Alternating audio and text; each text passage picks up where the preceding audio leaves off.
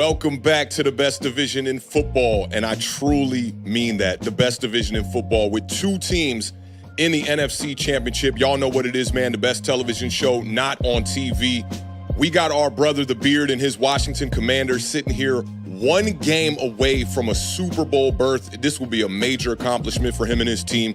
Only thing standing in his way is Jalen Hurts, Saquon Barkley, and the rest of those Philadelphia Eagles. What a day to be a Commanders fan here. As far as our New York Giants, a little bittersweet here. We got to watch our buddy, the Beard, go up here and try to get a victory. I'm sure we're going to be rooting for him in a major way. Giants Nation is absolutely in the building. Y'all know what it is. So let's do this, man. Let's bring in the best co-host in the country, my brother from another mother. Big shout out to my Dukes one time. Y'all know what it is. The Beard is in the building, man. What's going on, fam? How you feeling? You ready for this matchup today or what? I literally just got goosebumps. Like the hairs on my arms literally just went up from that intro. Am I ready? I guess it's almost like people asking me if I'm ready to be a father. I'm like, you're never really ready. You know, you can tell people, oh yeah, I'm ready, but you're never really ready. And I'm got a loss of words almost to a certain extent, but I'm ready for the game to start. Yes, what to expect? You know, it could go a million different ways, but I to be where we are right now after where we've been, like all the players who played here through the years of Dan Snyder and just everything that this fan base has gone through, and from where we once were to go through that and to be back here after, you know, basically one full season of new ownership, new front office, new coaching staff, new quarterback. You know, it's pretty exciting. And I think we've gotten past the point of playing with house money now. Like, We're here in the NFC Championship. There's a lot of teams that don't ever get to this point. You know what I'm saying? And a Super Bowl is never guaranteed. So now I think it's time that, you know, I've been saying it all day. Told my wife, told my dog. Time to lock in. I told the dog, I said, Ace, lock in, bro. Come on, man. Like it's time, you know, like, so I'm very excited. I'm nervous. I'm eager. I'm anxious. I'm like this big bundle of emotions right now. But I just think that this is going to be a big moment, a big game, obviously for the NFC East. You know, like this has only happened, I think, 5 times in the history where we've had 2 teams from the NFC East playing each other in the championship game. So I'm really excited, and I think we're in store for a good day of football. Yeah, I'm definitely looking forward to this matchup too. And, you know, 2 superstar players from the division in Saquon Barkley and Jaden Daniels, who's only been here just for 1 season as a rookie, has just really impressed. So I'm looking forward to seeing how, you know, how cool, calm, collective he can be coming into such a major game here for him at such an early point in his career already. And he's been, you know, ice cold throughout the entire playoffs and throughout the regular season. I mean, I was talking with some homies yesterday about it. You know, Jaden Daniels has really only had like 1 bad game the entire season, and it wasn't even all that bad of a game. So this is a quarterback that is playing with the best of them. I have him as an absolute top 10 quarterback in the NFL right now. Some could make the bid that he's a top 5 quarterback as well. So it's going to be a great matchup. You know, the only thing for me as a Giants fan is that it's not my team there. But, you know, being that there's 2 teams from the division, I'm excited about it. And, you know, right now, the lead up, this is the calm part. I think right when we're about to get the kickoff and, you know, you start to see the guys from Fox doing their pregame thing and you know that there's one more commercial break before that kickoff is about to happen. I think that's when the nerves are going to truly settle in for all the Washington Commanders fans out there. Like, that's such a great point because, you know, like, and I've kind of settled into like you know, a mode and a schedule and all these like things that I've done, especially over the last 7 weeks. You know, like I have this Darryl Green and this hat have been my combo since this winning streak. So like I will not wear anything else. Like I have to sit in the same place on the couch when the game starts now. Like it's just those sort of things, this routine that's kind of built up over this season, and it really magnifies like how special this season really is. And I think that that's a thing that, you know, can be cliche where people are like, oh, you know, like it's a magical season and, you know, it's destiny and fate and all this and that, right? But like there was a moment when right before they kind of went on that little losing streak where we talked about it and I was like, you know, the things that they were doing were things that they hadn't done since the last time they won a Super Bowl. And I was like, something feels different here. And I think it also goes to what the front office built here with Dan Quinn, and the guys they brought in, the Bobby Wagners, the Austin Ecklers, Yeah. and then mixing that in with the young Jeremy talent, Jeremy Chin, obviously, and then Frankie Louvu. Yeah. You have such a perfect blend of veterans and young talent, and I think they've really built a recipe here. And they talk about brotherhood here. It's a big thing in Washington, and it's been a big thing. And at first, like, a lot of people are like, like it's football. Like, there's always going to be a team, locker room, commodity, and stuff like that. But now I think people are starting to realize that this is a little bit different. So it does feel special. Jaden Daniels is special. There's nothing to debate about that. What he has done, what he is doing is absolutely special.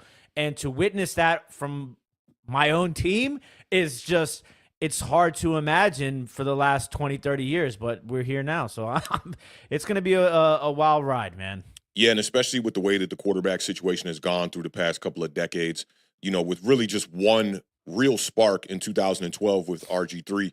And my reoccurring theme that I've talked about a lot this season has been the strength of schedule for the Washington Commanders. But you could almost look at it as if it was the perfect linear way to get here to the NFC Championship.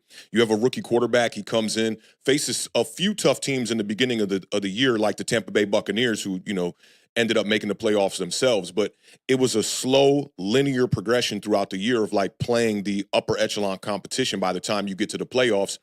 And then you end up knocking off a team that, was arguably the best team in the NFC in the Detroit Lions. So, I think that this was a perfect rise to where we are right now for the Washington Commanders. And I like that you spoke about the veteranship. The Giants are dealing with that right now with a guy like Darius Slayton in our wide receiver room headed towards free agency. And there not being really any of those type of bodies in the locker room for the Giants, whereas the Washington Commanders with Dan Quinn and Cliff Kingsbury came in right away and established veteran guys in that locker room to go in and lead these young guys that they drafted. We can't forget about Zach Ertz as well on the offensive side of the ball, who played a pivotal role.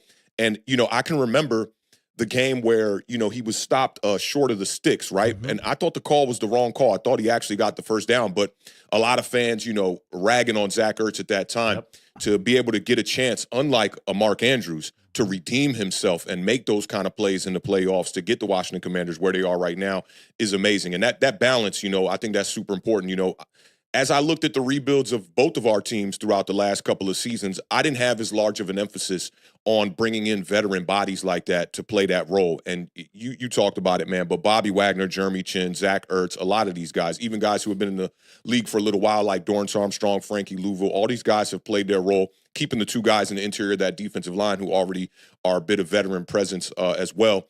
It's yielded extremely well for the Commanders. So there's a bit of I'm obviously rooting for you and your squad today, but there's a bit of like, damn, how did they get to the rebuild faster than us? And we all know it starts at the quarterback position, and Jaden Daniels is that guy. Yeah, and it's interesting because they use the word recalibrate Yeah. in the beginning of the offseason. They didn't say rebuild.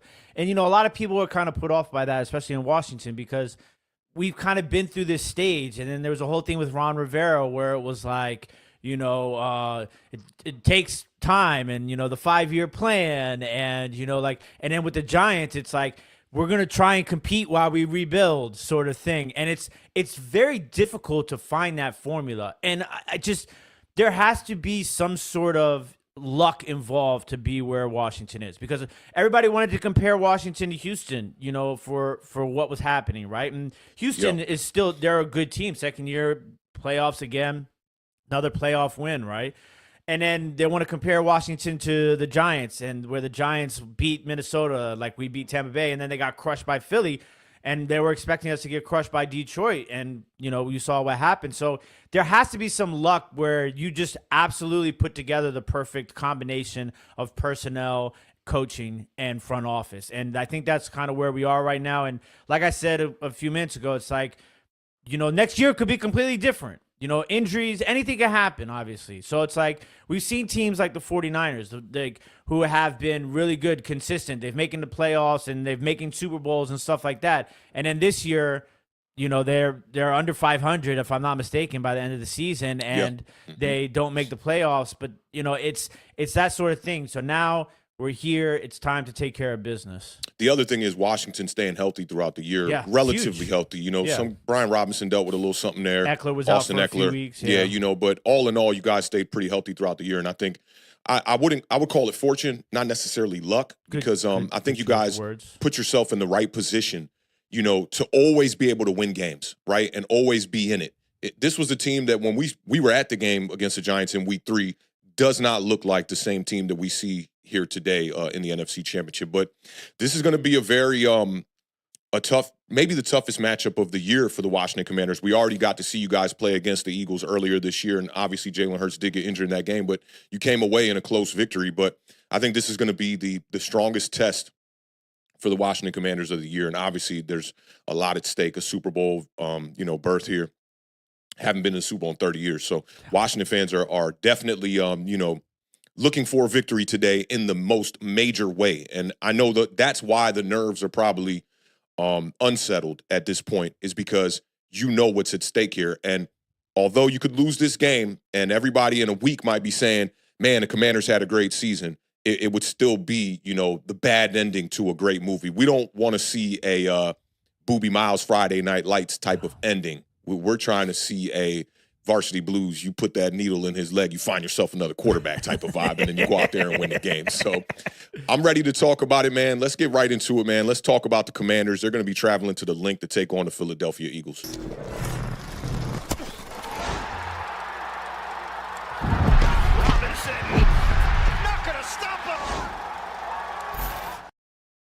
So I told the Beard, man, I could talk about this game for like 3 or 4 hours. There's just so much data that leads up to this point here in time, but we're going to try to keep this as condensed as possible. It'll probably be a little bit long-winded, but the Commanders are coming in with 14 wins when you include the playoffs, and they're 14-5 right now. The Philadelphia Eagles are 16-3. Kickoff is today at 3 p.m. Eastern Standard Time. The Eagles are favored by 6.5. The over-under is 46.5. I love that number. It's right around where I kind of got this one at. Last meeting, Jaden Daniels threw for 5 touchdowns in the Commanders' win, 36-33. That was in December of 2024. It ended the Eagles' 10-game winning streak. It's the only Eagles loss since the end of September.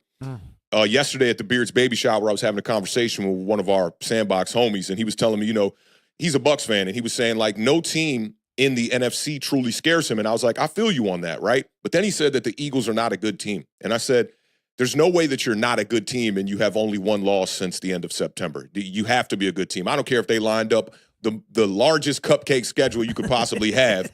The Eagles are still a good team. And the Washington Commanders, during the year, I labeled them as a team that was kind of good but not great, right in the middle somewhere of average. They have raised the bar now, and they are absolutely a good team. And I think they're coming into this one with a lot of people thinking they have a great chance to win this game. But let's talk about last week a little bit, because we didn't get a chance to do a recap. The Commanders shocked the Detroit Lions and won that game 45-31.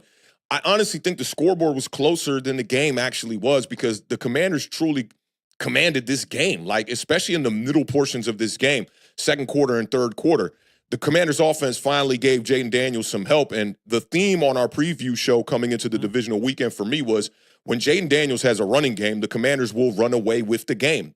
I talked about the blowouts that you guys have had this season, and that only happens when you have a guy like Brian Robinson clicking when it comes to the running game, and that's exactly what happened. Jaden Daniels finished the day 22 of 31 with 299 yards, 2 touchdowns, 0 interceptions. He added the 51 rushing yards, and this has been the theme for Jaden Daniels throughout the year, a guy who's going to give you over 300 yards of productivity on the offensive side of the ball. But for me, it was Brian Robinson, averaging 5.1 yards per carry. He had 77 yards on 15 carries. Austin Eckler added the other 47 yards on 6 carries. That's the kind of running game that you want behind your rookie quarterback. Now, I'm not saying that Jaden Daniels, and I've said this a bunch of times on the pod, he doesn't necessarily need it, but you're going to have a close game when Jaden Daniels does not have the rushing attack behind him. And y'all know me and the Beard are always talking about RTDB, and this NFC Championship game is going to come down to who can run the ball better and support their quarterback, and which defense is going to be able to stop the run. The wide receivers completely helped out last week as well, too. A huge game from Diami Brown, 6 receptions, 98 yards. Terry McLaurin doing what he does, and the explosive plays are very important for Terry McLaurin. He can have a game where he only has 4 receptions like he did last week, but still put up 87 yards and the touchdowns. The crazy part about last week for me is that the Lions outgained the Commanders in almost every department. It's an offensive type of game that you would think would lead to a victory. They had Jahmyr Gibbs go for over 100 yards on just 14 carries, 2 touchdowns. He had 70 yards receiving as well. Amon-Ra St. Brown put up 137 yards in receiving yards on 8 receptions. Jared Goff passed for over 300 yards. The elephant in the room, 5 turnovers. You can't win games like that. What is interesting is the Detroit Lions had won a game earlier this year where Jared Goff threw, I want to say it was 5 interceptions in one game. 3 interceptions from Goff. They had the other interception from Jameson Williams on a reverse play late in the game when it was out of reach. But to me, the turnovers was absolutely the difference in this game. What were your thoughts on the way that the Commanders went out there and handled business last week against the Detroit Lions? I mean, obviously, the difference in the turnovers was key, and that was one of the things that you talked about, how we highlighted. I mean, I talked about the turnover differential in every one of those playoff games we previewed, and we talked about, because that's what's important, especially when you're a team where, let's be honest, the Commanders are, they have less talent on paper than the Detroit Lions, and this week against the Philadelphia Eagles, outside of maybe the quarterback position. So, you have to play smart, clean football. I thought that they did a good job as far as establishing the run, like you said. I thought Eckler played a fantastic role, which is another thing that we talked about. I mean, the time of possession was there. Also, there were some drives that were just, it felt like they were so long, but, they weren't. It was a really interesting combination. I thought Cliff Kingsbury called a fantastic game. I also think the offensive line was huge in that Detroit game. Jaden Daniels had it's not like he had all the time in the world. It was not like he was sitting back to we've seen Aaron Rodgers sit back before with an offensive line. And Hurts this past weekend, too, that one play. It was he had 10 seconds. Yeah. And so, I think they did a fantastic job with allowing Jaden Daniels to have some time.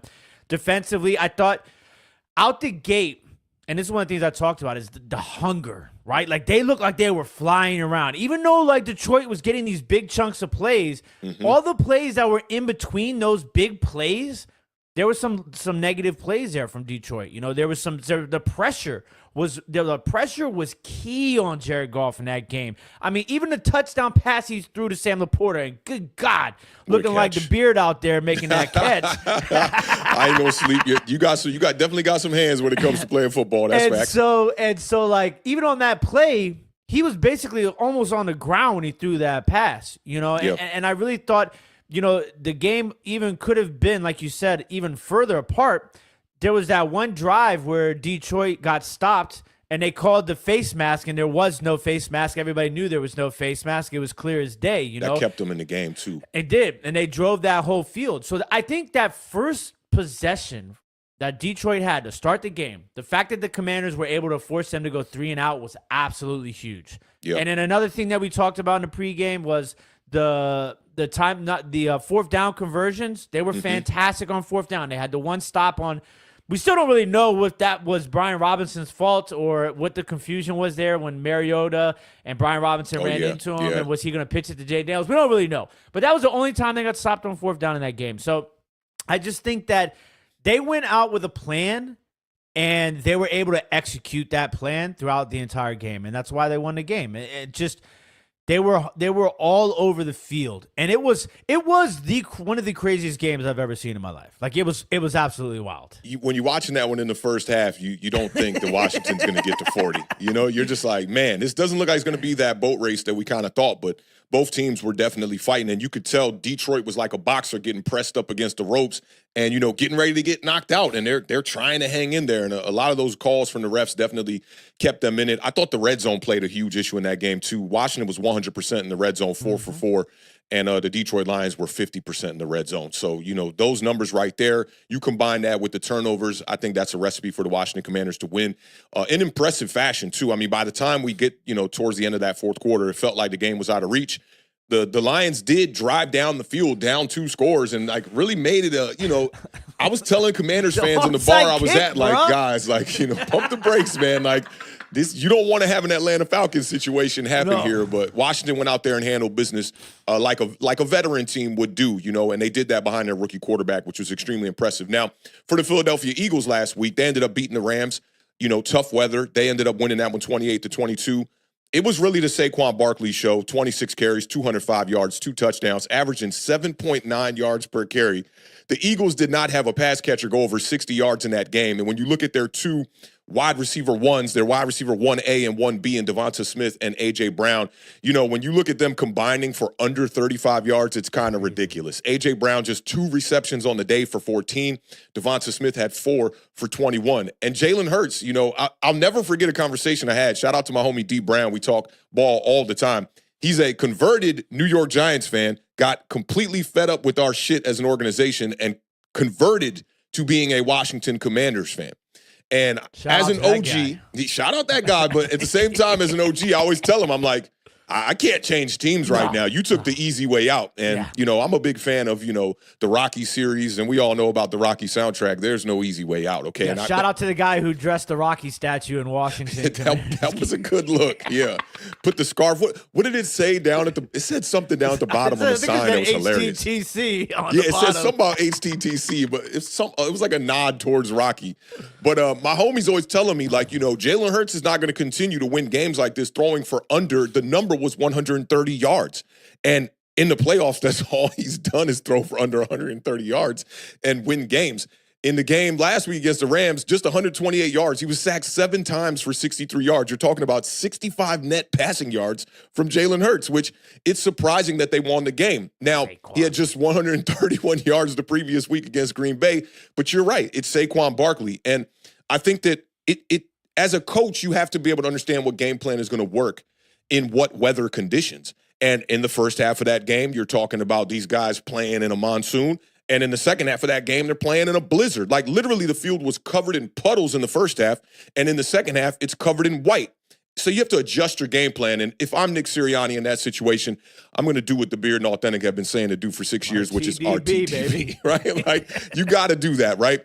I thought Stafford, the game was very similar to the matchup with the Commanders and the Lions, where the Los Angeles Rams offense did enough to win the game. I thought that Matthew Stafford played a pretty good game, 26 and 44. 4 broken ribs. Yeah, and listen, man, are you hurt or are you injured? So, I'm never going to hold the injuries over. Nope. If you out there playing, sorry, if you got a jam thumb, whatever it is, bro, I'm going to hold you to the standard that you placed upon us. And Stafford put up 324 yards, 2 touchdowns, 0 interceptions. I don't know if you remember the statistic that I brought up on the preview show about the Rams and their record when they have at least 1 turnover from the pocket. And he did fumble in this game and lose the ball. And I think that played a role in being the difference, but not quite the entire difference.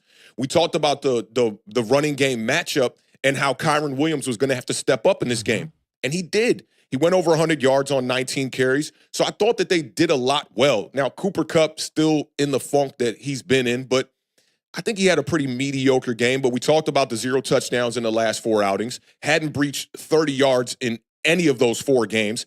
He finished with 5 receptions for 61 yards. I think it was enough when you combined it with what Puka Nacua did. But all in all, the defense of the Rams, I think, not being able to stop Saquon's home run hitters was a big problem in this game. The Rams, they were 7-0 when within 1 touchdown entering the 4th quarter this season. It's the best record in the NFL in that situation. The Eagles led by only 1 point going into the 4th quarter. This is the first loss for the Los Angeles Rams on the entire season where they were within 1 touchdown going into the 4th quarter. They were outscored 12-7 in the final quarter, and the Eagles end up winning that game. Another thing that I had talked about during the preview show, and I'll quote it, I said one of 2 things needs to happen. Jalen Hurts needs to pass for 250 yards, or the Philadelphia Eagles need to create at least 5 explosive plays. And I had data that backed that up. When Jalen Hurts passes for 250, the Eagles are 5-0 on the season. That's the best in the NFL. When they have more than 5 explosive plays in a game, they're a perfect 9-0 on the season. They had more than 5 explosive plays. A lot of them came from Saquon Barkley. The Eagles also had 25 rushes of 20 yards or more this season, which was second most in the NFL. We talked about the Rams game in Week 12 versus the Philadelphia Eagles, where Saquon Barkley had the runs of 70 and 72 in the first matchup. In this matchup, he had a run of 78 and 58. If you combine the 2 games and the big 4 explosive plays, we're talking about 4 rushing attempts. 4 rushing attempts for over 250 yards. Jesus. It's going to be hard to stop a Philadelphia Eagles team when you were allowing Saquon Barkley to do that. If I'm the Washington Commanders today, I'm going to force Jalen Hurts to beat me rather than have Saquon Barkley go out there and just rush all over my defense, control the clock, keep my rookie quarterback on the sidelines, and literally run the Philadelphia Eagles into a Super Bowl. But for me, I thought the Philadelphia Eagles didn't play their best game last week against the Rams, but they adjusted better than the Rams did in that game, especially to the weather. So I got to give Nick Sirianni, who has the highest winning percentage of any Philadelphia Eagles coach in the history of that franchise. I got to give him his props on this one. Even though he's not a guy known for his X's and O's, I think he made the right decisions last week to come away with the victory. And I know Giants fans, y'all are still some of y'all, still trying to act like, Tyrone Tracy and Devin Singletary is, a good vibe, I guess, over Saquon Barkley. But can't even combine for a Saquon first half. 278 yards on 4 rushing attempts in 2 games. Pretty crazy. But how did you feel about the Eagles' performance? How'd you feel about the Rams in that matchup? You think they put their best foot forward? How'd you feel about that one? Well, before I go into that, I'm going to quote the great philosopher, goes by the name of Authentic, once said, if was a fifth, we'd all be drunk, right? Absolutely. And I can't take credit for that quote. Well, yeah. Shout out to our Sandbox homie. That quote came from Pat. And we'd be drinking a fifth a lot of the time that he would say that. So let me ask you this before, I go into this. Do you think that game outcome is completely different if the weather is not a factor? I honestly do, and I think that the weather played to the strengths of the Los Angeles Rams. As crazy as it sounds. Yeah, because, listen, I think that if the weather was clear, then Jalen Hurts has an easier time trying to get the ball down the field. I talked about the game last week against the Packers being a bit of a tune-up game, and then you go out there like this, it's hard to throw the ball in this kind of condition, especially when you're relying on, a lot of one-on-one victories from your wide receivers, which is what Jalen Hurts does. The fade ball, the quick slants to A.J. Brown, the intermediate stuff to Devonta Smith. I think we saw Josh Allen struggle last week in a victory himself in similar fashion, but I think his coach came out there and did a better job than Todd Monken did, as far as the offense goes for the Baltimore Ravens. I mean, Josh Allen had like under 130 yards through the air himself. Listen, in this game, big shout out to the Rams defense outside of the run game. I thought they have some super talented young pieces on that defensive side of the ball. Jared Verse he had a game. You know what I'm saying? And you mentioned the sacks on Jalen Hurts, 7 sacks, I believe, if I'm not mistaken. And so that was huge. And I think obviously Jalen Hurts' injury during that game was also huge. It takes away a lot of what they do, especially in short yardage situations. But it's Saquon Barkley is, and we talk about this all the time for years on this show now, his identity with a team. And isn't it crazy that he went to the Philadelphia Eagles and he's still truly the identity? I thought that's the shocking part. Yeah, it's crazy because like a lot of people will put that on Jalen Hurts as not being a good quarterback, and the Philadelphia Eagles can't pass the ball. That's good. That's not true. The Eagles can pass the ball, right? But they know that they have the best running back in the league. What would be the point of them throwing the ball 30 times if Saquon Barkley's output, not just his total yardage, but the amount of carries, and you put the carries and yards next to Jalen Hurts, he's almost identical to the passing yards and passing attempts that's rushing yards and rushing attempts. Yeah, because Jalen was under 3,000 this year. And so that just goes to show you that they know their identity. And that is to show growth in Nick Sirianni, because that's been something that we've been hard on him for at times this year and last year over, they abandoned the run game at weird times throughout the seasons and the playoffs. So I think that's showing some growth on Sirianni's side. And I mean, you'd be an absolute idiot not to get the ball to Saquon Barkley, right? But it's just, listen, Saquon Barkley and the Philadelphia Eagles team, like that offense, like all it takes is 1 play, 2 plays, 3 plays, 4 plays, 5 explosive plays, like you said, and it's game over. So I think that they finally saw the opportunity, and they really just kind of dug in, and they said, look, we're going to run the ball. Saquon's going to take us home, and that's it. And it's hard to stop. It is really hard to stop. Like, you can go into a game and everybody probably knows, hey, you got to stop Saquon if we want to win this game. But it's a lot easier said than done. So I thought the Rams put up a good fight. I thought, it's interesting that you thought that the conditions. I thought that if it didn't snow, I think the Rams would have won that game. But there's no telling, There's no telling, exactly. I think that if you have a fully functioning Cooper Kupp, I think so. But I still give the nod as far as quarterback and weapons, right? In the passing attack, I still give it to the Philadelphia Eagles, even though Matthew Stafford is a much better thrower of the football than Jalen Hurts is. I just think A.J. Brown is just, that X factor that in clear conditions, you have to keep the safety over the top. And I'm going to talk about it a little bit later, but the Rams were forced to stack the box in that game, and they did a good job of containing A.J. Brown in that one, without having to really have the safety over the top the whole entire game. Yeah, but it was a good matchup, and I think that, look, the Eagles, we talk about the Eagles all year long, man. I mean, they were both of our picks, if I'm not mistaken, to win the division, and here we are now, and the Eagles have a chance to win one more game and make it to the Super Bowl.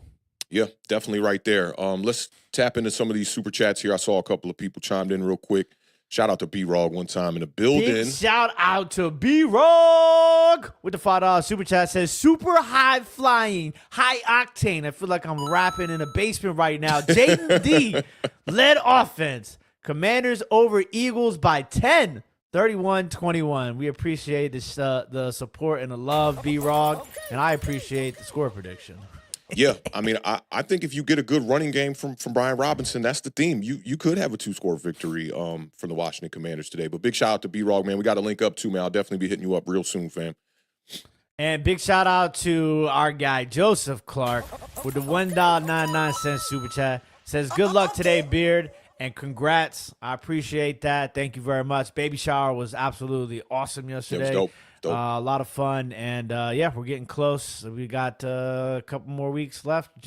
February 28th is the due date, so we'll see. But today is going to be a day that might need a little bit of luck, but I feel like JD5 is about all the luck we need. Yeah, you got to believe in 5, man. You definitely got to believe in 5, man. He's definitely a guy. All right, man. So we talked about kind of how we got here. And let's kind of just talk about where we are at right now. This is the 5th NFC title game for the Eagles at Lincoln Financial Field since opening in 2003. Washington is 5-1. This stat yields very well for you guys.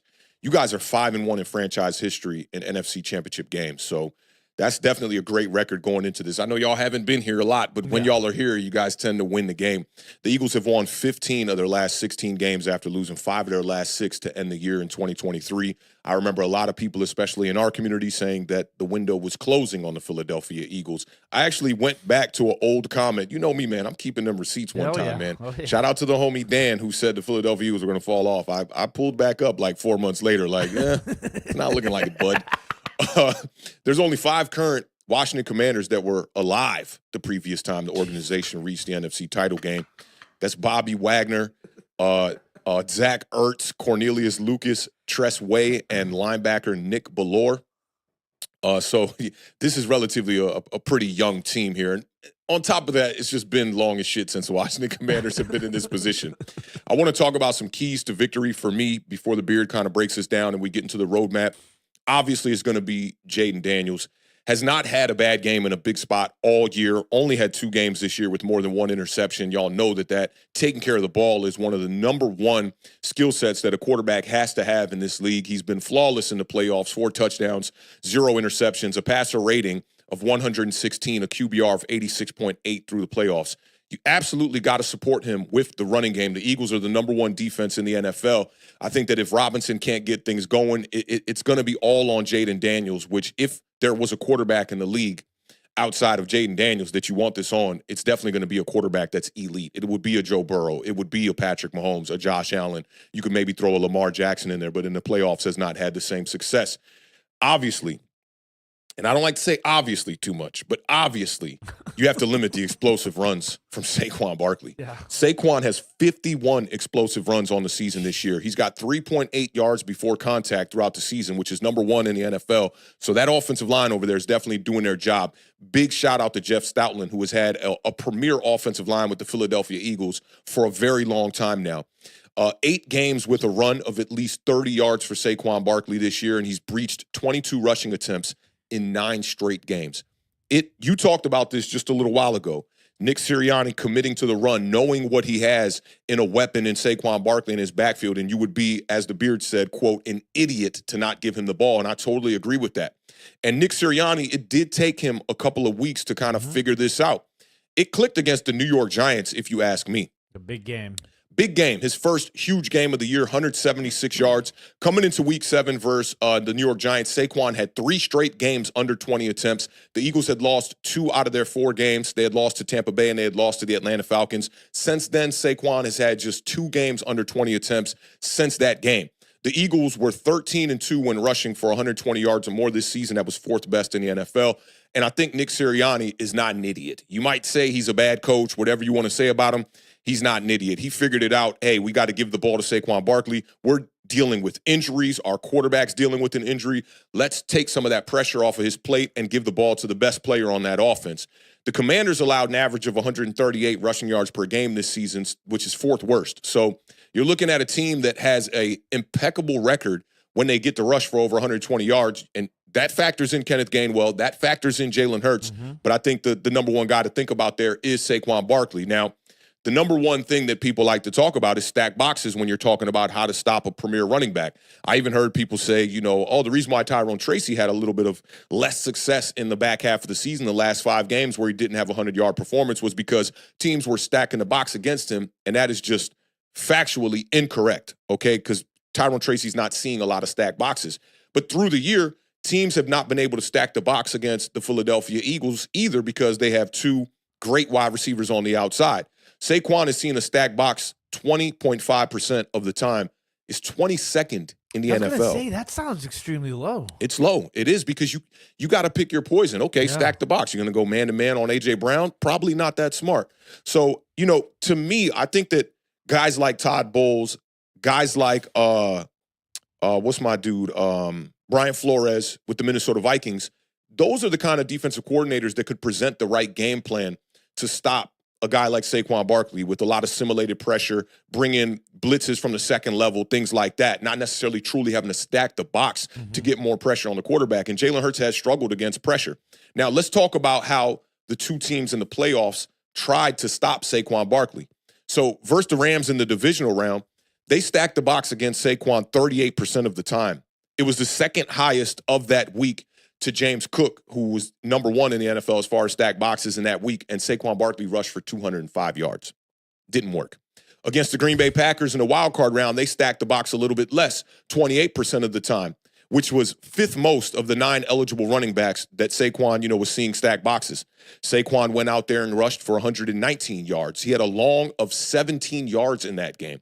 So if you ask me, I think the formula here is to not stack the box. You have to win with your personnel up front and be able to stop the run with the front 4 guys with the Washington Commanders, who do run a 4-3 defense. Looking back through the season, I dug through all the games, digging through PFF, digging through as many stats as I possibly could. The Steelers and the Cleveland Browns had the most success against Saquon Barkley.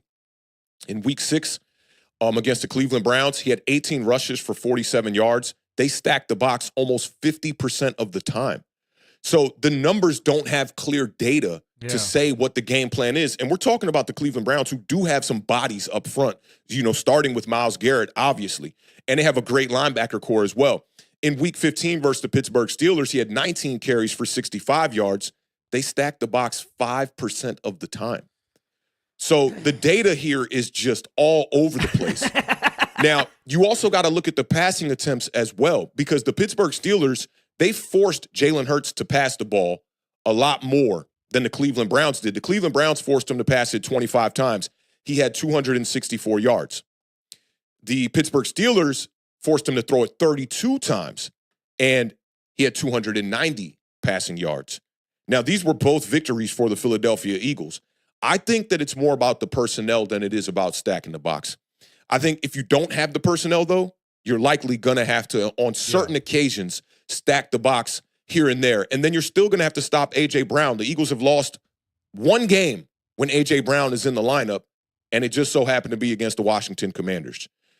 He had 5 receptions for 65 yards and a long of 25 yards. That's the kind of game. That's how you want to contain a guy like A.J. Brown. So once again, one of two things need to happen for Philadelphia in this game.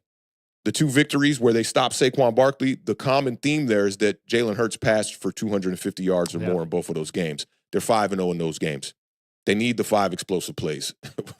They're 9-0 when they They get have the a lot 5 of pass explosives. here. It's not like a fork in the road. It's like a spork in the road. There's a few extra lanes to take here. It's kind of crazy.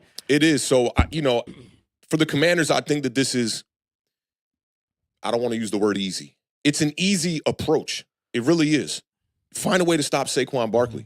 Put the ball in Jalen Hurts' hands. Make him make the plays down the field necessary. Bank on your secondary to go out there and stop guys like A.J. Brown. I love what I've seen from Mike Sanry still throughout the year. And, bringing in, a trade mid-season with Marshawn Lattimore.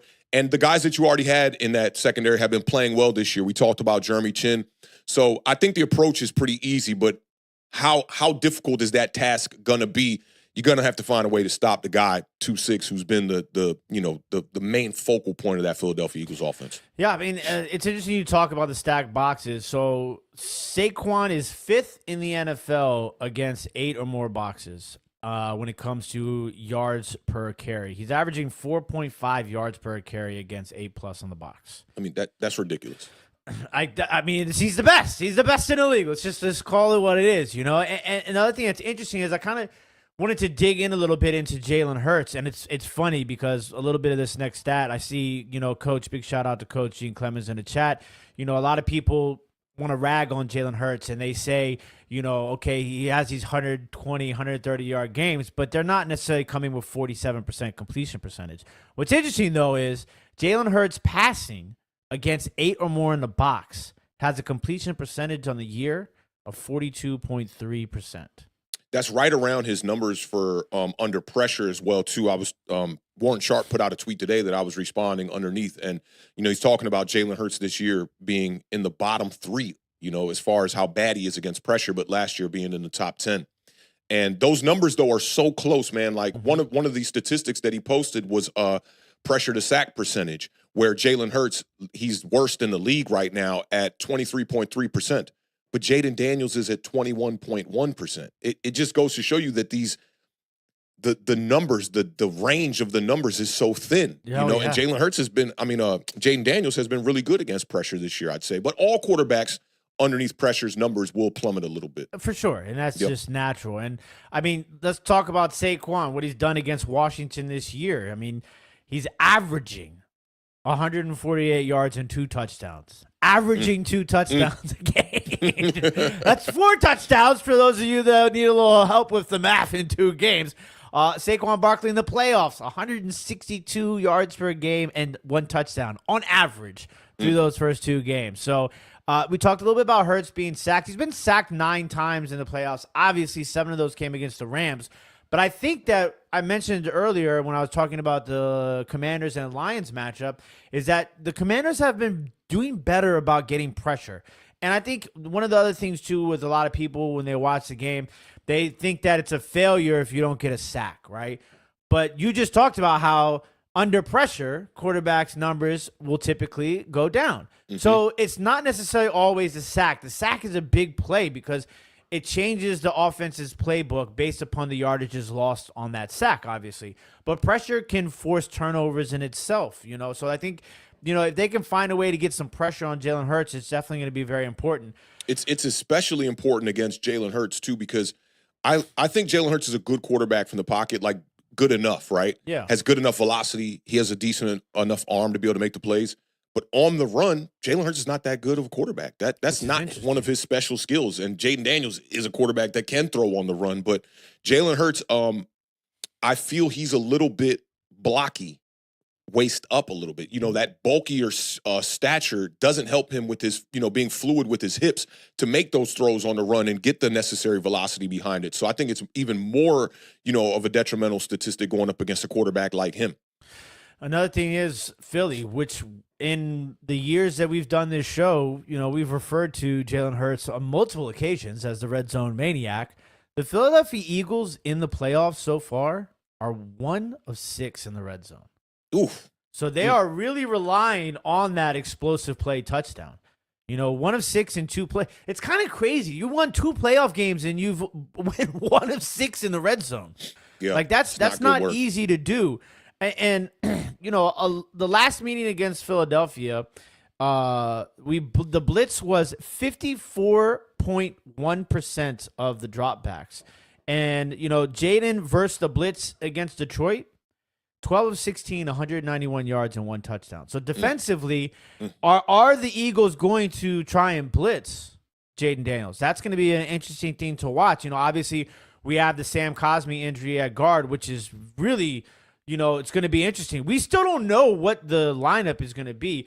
There's been talk of Trent Scott taking over at the guard position, who filled in during the Detroit game. There was a little bit of talk about moving Andrew Wiley back to guard, which was what his natural position was when he was playing in Kansas City, and then putting Cornelius Lucas at tackle. But then it's like you're altering 2 positions when you do that. So it'll be interesting to see. I think they go Trent Scott at guard. That's my prediction there. But a couple of things on the Jaden Daniels. He's the 5th rookie quarterback to play in the conference championship game. The other quarterbacks are Brock Purdy, Sanchez or Mark Sanchez, Joe Flacco, Big Ben, and this was my guy. I'm pretty sure Authentic was a fan of his too. Sean King for the Tampa Bay Buccaneers. Yeah, Sean King was a guy. University of Tulane. I love that guy. The big difference between all of those rookie quarterbacks and what Jaden Daniels has done, all of those rookie quarterbacks who made it to a conference championship game had top 3 defenses. The Washington Commanders have the 18th ranked scoring defense. So this is a different sort of rookie quarterback making it to a conference championship game. Washington is 2-0 on the road in these playoffs. Every other road team in the playoffs, big fat donut. The rest of the NFL is 0-6 on the road this playoffs. Washington's 2-0. Now, Washington's defense is going up against a situation here because we talk about these explosive plays. It's just funny how we kind of link all these things together. They are allowing 7.2 yards per play in the playoffs right now. So you can't do that against the Philadelphia Eagles. That's for damn sure. And we talked about Sam Cosmi. Jalen Carter is probably licking his chops right now. Let's just be honest. And that's going to be a matchup that everybody's going to have to kind of keep their eyes on now. That interior guard situation is very intriguing because if you've noticed the way that Jaden Daniels escapes from the pocket, he normally likes to go outside. That's his vibe. He'll, at times he'll allow an edge rusher to get by his tackle and step up in the pocket and look for that lane right between the guard, especially to his right. He rolls to his right a lot more than he does his left. And he'll step up, between the guard and the tackle. So I do think that for the Philadelphia Eagles, when getting pressure, obviously you're going to have to contain the outsides as well. But when you speak about a guy like Jalen Carter now going up against a rotation at that guard position, I think that could present, some more interior pressure that could make things a little bit more difficult for Jaden Daniels, trying to escape the pocket. And Jaden Daniels has been performing, in these 2 games in the playoffs. He's got the most passing yards in the playoffs. He's 4th in completion percentage. He's averaging 8.6 yards per pass, which is 5th. He's tied for 1st in touchdowns with 4. He's only been sacked 1 time in 2 playoff games. 0 interceptions. You talked about the QBR, 86.8. He's number 4 in quarterback rating at 116.2. It's the numbers that he's putting up is phenomenal. And De'Ami Brown, there's been times in this season, I remember when Noah Brown went down, I was like, this is the time. I posted a picture of a De'Ami Brown card from my collection, and I said, this is the time De'Ami Brown is going to shine. And he's been phenomenal. He's averaging 93.5 yards per game in the playoffs. McLaurin's averaging 88 yards per game in the playoff and averaging a touchdown. De'Ami Brown both of them have 11 catches in 2 playoff games. And we talked about Philadelphia Eagles' red zone percentage in the playoffs so far. Washington, 6 of 9 in the red zone. Right now in the playoffs, which is you're going to need that 9 red zone trips in 2 playoff games. That's 3 more red zone trips in Philadelphia and a much higher percentage of conversion rate between the 2 teams. The biggest stat I have on Washington right now, which is going to be most important. Before I give you that stat, I'm going to give you a couple of numbers on what Washington did this season. Washington's offense, 2nd in drive scoring percentage at 50%. Means that they're scoring on 50% of the time that they have the ball. They're 2nd in first downs per drive at 2.2. They're 4th in points per drive at 2.72. They're 4th in successful play percentage at 50.9. 5th in touchdowns per drive, 6th in time of possessions per drive at 2 minutes and 59 seconds, and 6th on third down percentage at 45.6. So you're talking top 6 in a lot of statistical categories that lead to this stat right here. The Washington Commanders are 11-0 this year when winning the time of possession.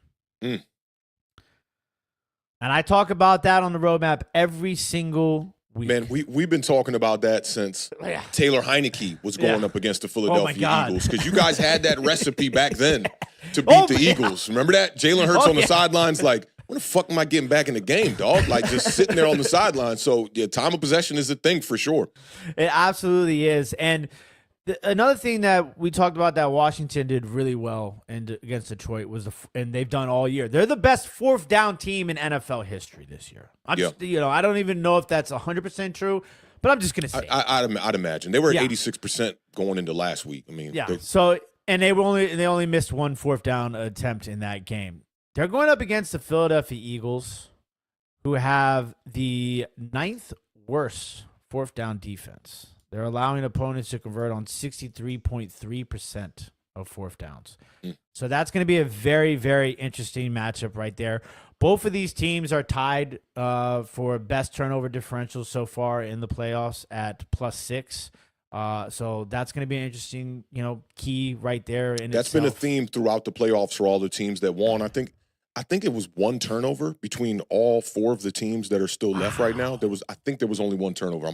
I might be wrong on that, but I'm pretty sure they were talking about it was a historic low for the amount of turnovers from the 4 teams that are left. Yeah, so it's tough to win time of possession when if Saquon Barkley, let's say you limit the explosive plays. There was the one game where you said the longest play that he had was 17 yards. Yeah, against the Steelers. And he ended up rushing for how many yards? I think it was 119 in that game. Exactly. So that's a game where Saquon is churning it out, right? And that's wearing down your defense. That's killing the time of possession. So there's a lot of interesting numbers that was actually the playoff game against Green Bay. Okay. With the long of 17. He had 119 on the day, and they stacked the box 28% of the time. Yeah, so it's a lot of different ways that you have to stop Saquon Barkley, and that's obviously going to be super important. And, I think we can go ahead and go into the roadmap before we talk a little bit more about what this game is going to need to be done in order for both of these teams to win. So let's go to the unofficially sponsored by Waze roadmap to victory for the Washington Commanders.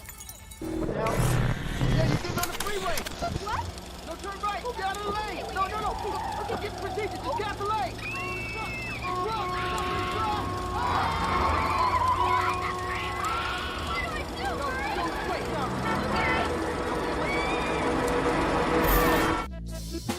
Ladies and gentlemen, this was not an easy roadmap to draw out, okay? There's some winding roads in order to get to the Super Bowl. This is no longer the roadmap to victory. This is the roadmap to the Super Bowl for the Washington Commanders, which just sounds crazy, but I'm here for it. All right, I'm going to be honest with you. I think the Washington Commanders are going to have to score 30 points to win this game. I'm putting 30-plus points on the roadmap for the Washington Commanders to win. Up next, it sounds impossible, and it probably is, but you're going to have to hold Saquon Barkley under 120 yards rushing. I think that's not asking too much, but just enough, okay? What's going to be very important is to keep up with the only allowing 1 sack in 2 playoff games. It's going to be extremely difficult with all of these defensive linemen and monsters on that Philadelphia Eagles front, especially without Sam Cosmi. But I think you're going to have to allow less than 2 sacks in order to win this game. Up next, it's going to be the third down distance. And this has been so key for the success for the Washington Commanders. You are going to have to average 3rd and 5 at least. Nothing higher than 3rd and 5 on average for the day for the Washington Commanders. Up next, 4th down is going to be huge in this game. It's going to be huge in this game. 90% plus on 4th down conversion rate for the Washington Commanders in this game. We are going for it. And next up, less than 5 penalties. They've been really good about the penalties. It got a little dicey in the second half of that Detroit Lions game, but you're going to have less than 5 penalties in this game. Do not shoot yourself in the foot. And we're going back to the RTDB recipe that seems to be clutch. That's Jaden Daniels, 40 plus. Give me an old E from Jaden, 60 from B-Rob, and I'm actually going to need a 211 40 from Austin Eckler. That's going to be a total of 140 rushing yards between those three fine young men. And last but certainly not least, we're getting to our destination here in New Orleans. Yes, New Orleans. It's in New Orleans. It's the Super Bowl, right? Yeah, it's in New Orleans. I think it's in New Orleans. We're getting down here. We're in the Super Bowl. We're parking the car in parking lot green E, if we could transport it from FedEx to there. And that's going to be time of possession, turnover battle, and third down. You got to win all three of those if you want to win the game. I like Somebody it, man. said, Nova Nebula said the beard is excited. You can tell, right? I'm pumped up, baby. Let's go. Yeah, man. Roadmap to the Super Bowl. You know, it's like when you get here, you realize really where we're at. We're literally on a roadmap to the Super Bowl for the Commanders. How many times in my life have you heard me say before I got really, locked in with reality, have I said, Commanders going to Super Bowl this year. We won the offseason. We're going to Super Bowl. Listen, you weren't the only one.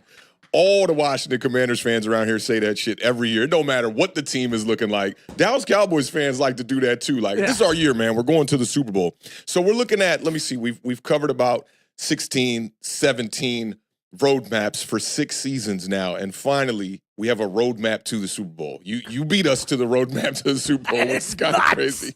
So you didn't talk about the red zone too much. I do think that the Washington Commanders are going to have to excel in the red zone. They were 6-1 when the opposing team converts less than 55% of its red zone chances. So not only scoring like you've been doing in the playoffs, but also stopping the Philadelphia Eagles, from getting into the red zone and scoring with the red zone maniac and Jalen Hurts. Third down, the Commanders were 9-2 when allowing less than 50% of the third down conversion opportunities this season, 6th best in the NFL.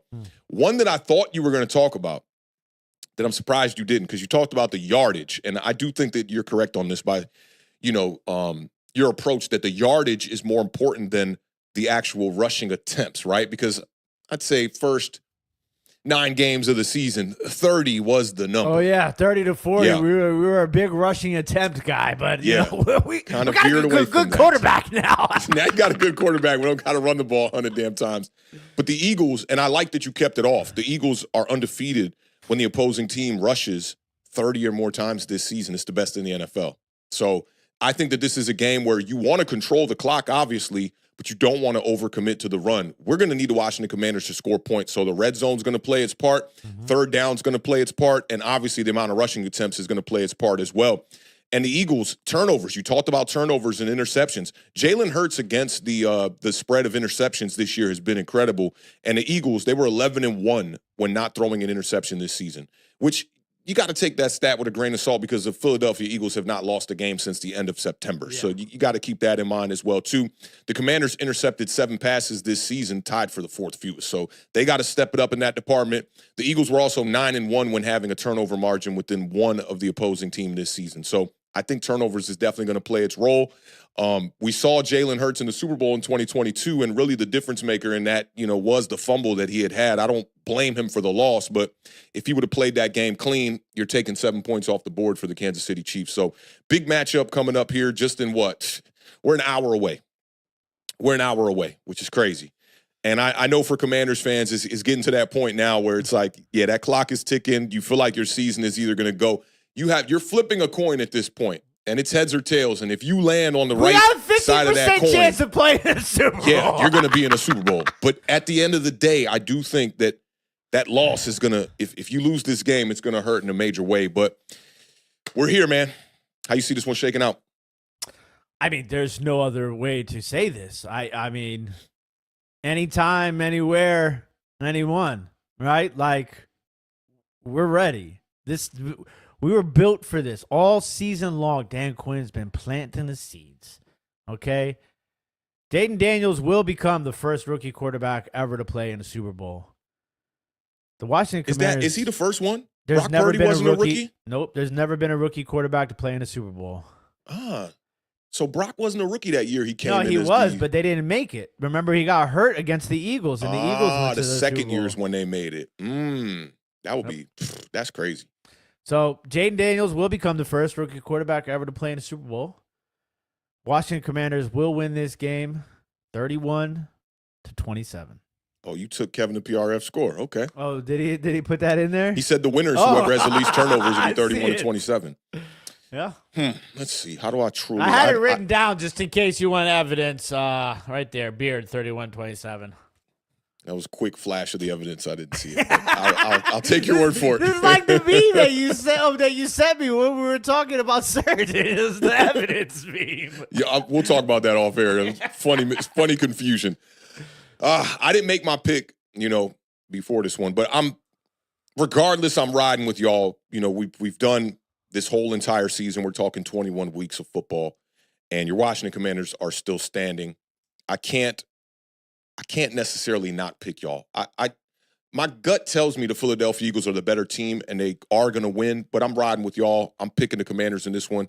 And I like the score. I mean, Kevin the PRF had it. You had it. Let's rock out with the 31-27. I think that the running game won't be there for the Washington Commanders, and that would lead to a score like that, a close game, a 4-point type of game, something like that. We're here, man. We are here. I'm looking forward to it. I'm still trying to figure out what I'm going to do for this game, if I'm going to step out or not. But I'm like, do I really want to watch this in the crib? I don't think so.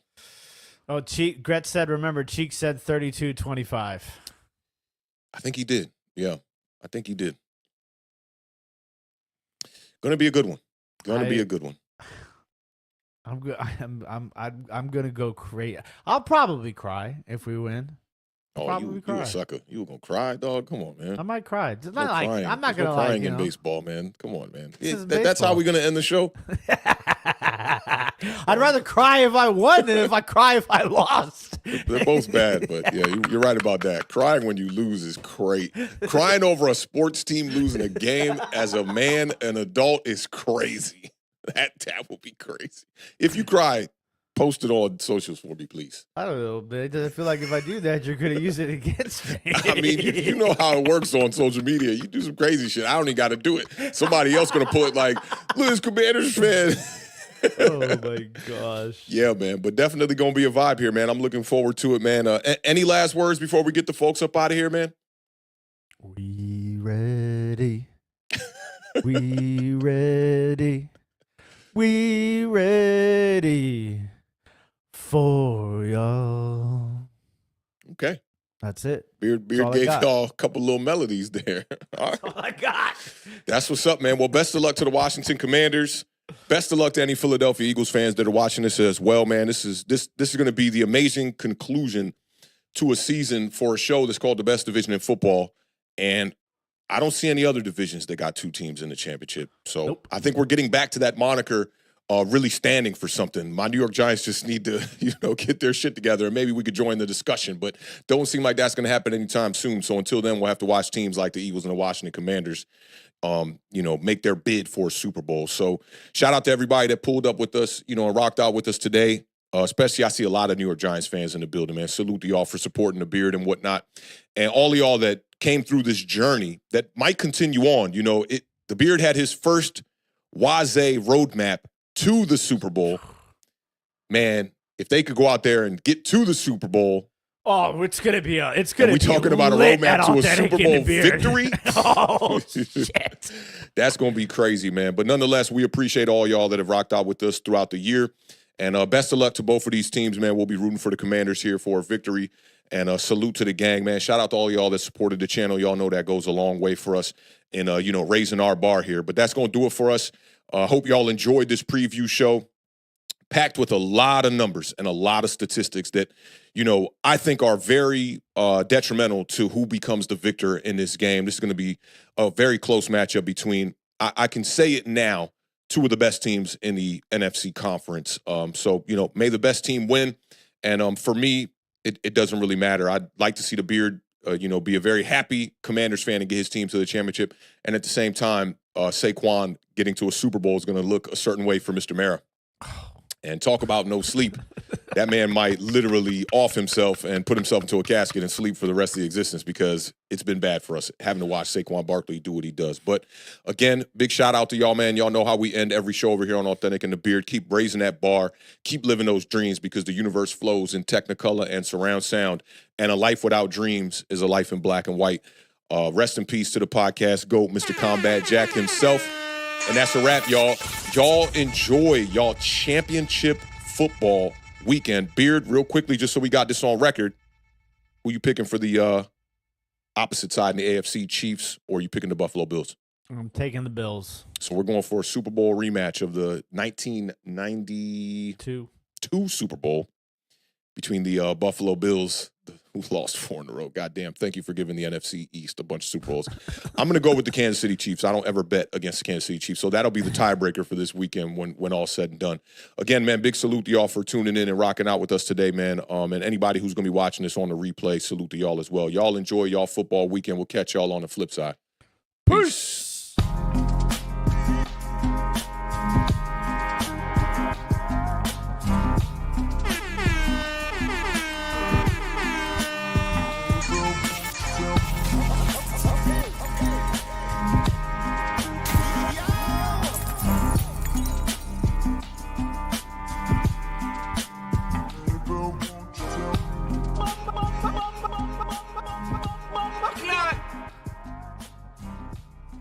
Spike don't care.